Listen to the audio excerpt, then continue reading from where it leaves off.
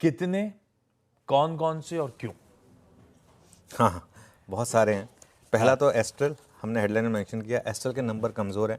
और अगेन दिक्कत ये है कि एस्ट्रल में पिछले, आप एस्ट्रल का अगर एक साल का चार्ट देखेंगे ना, एक बार एस्ट्रल का एक साल का चार्ट देखिएगा आप ज़रा।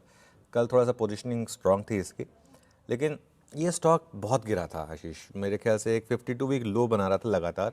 उसके बाद एक रैली आई, अब वो रैली फिजल आउट हुई।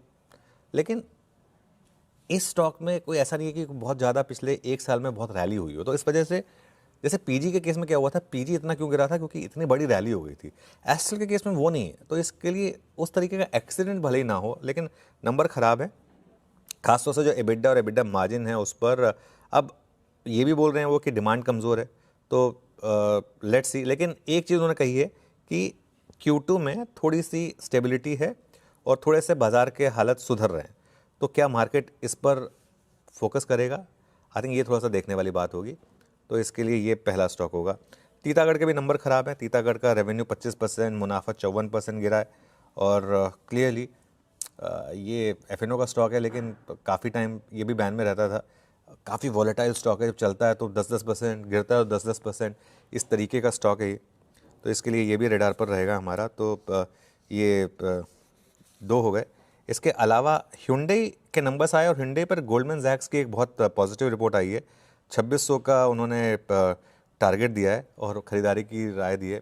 आपको याद होगा Hyundai का जब आईपीओ आया था तब हमने एक बात की थी कि इसको लिस्टिंग के बाद अगर आप लेंगे तो एक ठीक ठाक ये आपको मारुति जैसा एक परफॉर्मेंस दिखा सकता है। और ये actually one of the better performing IPOs रहा है। बहुत ज़्यादा शोर शराबा नहीं हुआ था इसके आईपीओ पर, बहुत ज़्यादा लोगों ने बाइंग भी नहीं की थी, लेकिन लोअर लेवल से यहाँ पर अच्छे मोमेंटम देखने को मिले हैं। तो ये एक और स्टॉक होगा मेरे रेडार पर। उसके अलावा HDFC AMC, ये एक स्टॉक है जिसको मैं ग्रीन में लेके चल रहा हूँ। म्यूचुअल फंड का डेटा लगातार बहुत शानदार रहा है, और एक चीज़ क्लियर है इस मार्केट में, शायद लोगों का रुझान थोड़ा सा ट्रेडिंग से फाइनली लॉन्ग टर्म इन्वेस्टिंग की तरफ शिफ्ट हो रहा है। अगर ऐसा है तो ये बहुत बड़ा पॉजिटिव है स्ट्रक्चरली।